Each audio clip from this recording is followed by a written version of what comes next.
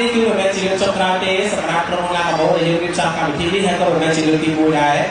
គឺបងប្អូនអាចបានសប្បាយរីកជាមួយនឹង idol តារាល្បីៗ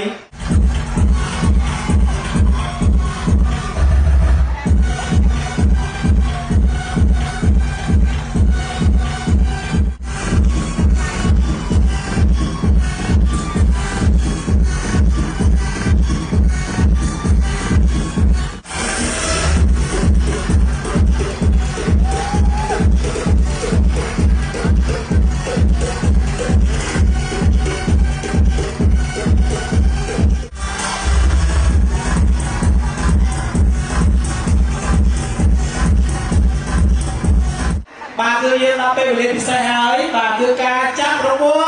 ន់បាទតាមឈ្មោះស្រីពេជ្រដែលមានទូរស័ព្ទ090 28 29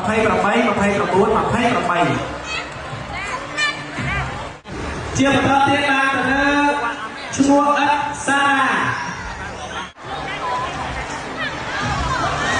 បន្តទៀតឡើងទៅលើឈ្មោះរស្មីដែលមានទូរស័ព្ទ011 988 900សេពីរុងដែលមានទូរស័ព្ទ097 77 21 91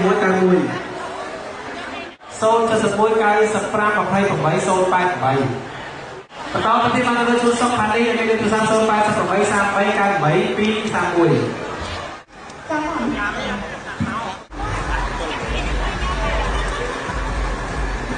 ហើយមានទូរស័ព្ទ089 3 3 3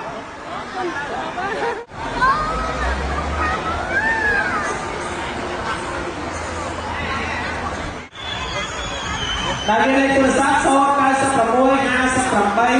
47 846បន្តទៅទៀតឈ្មោះអងលីហួនលេខទូរស័ព្ទ089 313 310គុណ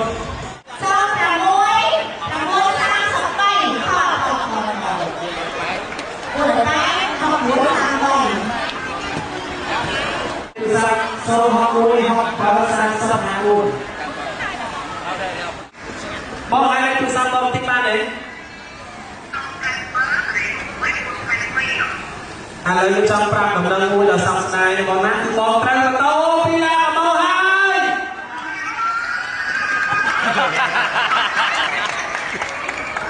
បាទបងត្រូវរវល់ម៉ូតូស៊ូពីសេរីថ្មីពីក្រុមឡាម៉ូដល់ណា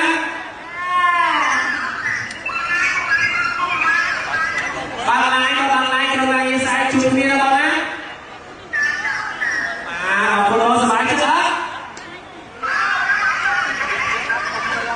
បងប្អូនមួយណាណាអូយមើលទូរស័ព្ទអត់សាតតដល់ណាអើយបន្តចាប់តយឡានចាប់តយគេ